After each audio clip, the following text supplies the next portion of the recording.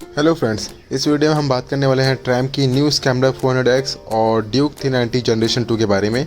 और ये एक कंपैरिजन वीडियो होने वाली है इन दोनों बाइक के बीच में कि इन दोनों बाइक में से कौन सा बाइक बेहतर है अगर इन फ्यूचर आप लेने का सोच रहे हैं इन दोनों में से कोई एक। तो ये वीडियो आपके लिए है स्पेशली, तो इस वीडियो में आप बने रहिए। शुरुआत अगर हम बाइक्स के लुक पर करते हैं तो दोनों ही बाइक अपने अपने सेगमेंट में बहुत अच्छे से परफॉर्म करती है और बहुत ही अच्छे से नज़र आती है।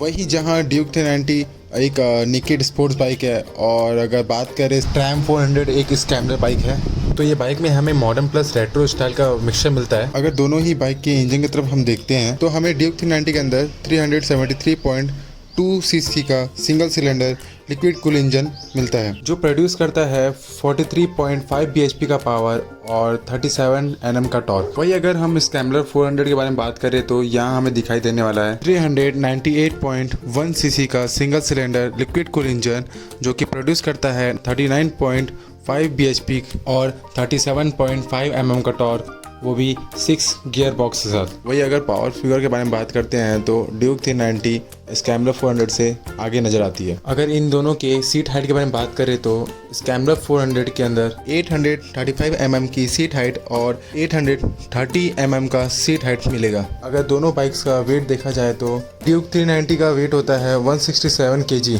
और वहीं स्क्रैम्बलर 400X आपको दिखाई देने वाली है 185 kg। और अगर दोनों ही बाइक्स के फ्यूल टैंक के बारे में बात करें तो ड्यूक 390 के अंदर मिलता है 13.4 लीटर का फ्यूल कैपेसिटी और स्क्रैम्बलर 400 के अंदर मिलता है 13 लीटर का फ्यूल कैपेसिटी।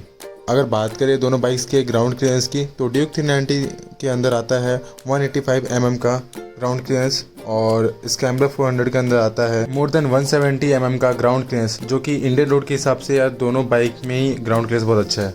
अगर बात करते हैं दोनों ही बाइक्स के ब्रेकिंग सिस्टम के ऊपर तो दोनों ही बाइक्स डुअल चैनल ABS में आता है। 390 के अंदर आपको फ्रंट में दिखाई देने वाला है 320 mm का डिस्क ब्रेक और रियर में आपको दिखाई देने वाला है 230 mm का डिस्क ब्रेक। वही हमें स्क्रैम्बलर 400 के अंदर फ्रंट में 320 mm का डिस्क ब्रेक और रियर में 230 mm का डिस्क ब्रेक मिलता है और ये बाइक भी आपको डुअल चैनल के साथ मिलेगी। अब बात करें दोनों ही बाइक के सस्पेंशन सेटअप की तरफ तो हमें फ्रंट में दोनों ही बाइक में अपसाइड डाउन फोक मिलता है, वो भी 43 mm का। स्क्रैम्बलर 400 के अंदर हमें फ्रंट में 43 mm का UHD फोक मिलता है जिसका ट्रैवल है 150 mm, क्योंकि इस बाइक को ऑफ रोडिंग के हिसाब से डिज़ाइन किया गया है तो इसका सस्पेंशन लेवल है वो बहुत अच्छा रहेगा। और रियर में हमें मोनोशॉक सस्पेंशन मिलेगा जिसका ट्रैवल है 150 mm। वही हम यहाँ ड्यूक 390 में बात करें तो यहाँ हमें मिलेगा 43 mm का UHD फोक जिसका ट्रैवल रहेगा 142 mm का। और अगर हम रियर के बारे में बात करें तो हमें मोनोशॉक ही मिलेगा यहाँ भी जिसका ट्रैवल रहेगा 150 mm का, जो कई हद तक दोनों ही सिमिलर है। अगर दोनों ही बाइक्स के टायर साइज के बारे में की जाए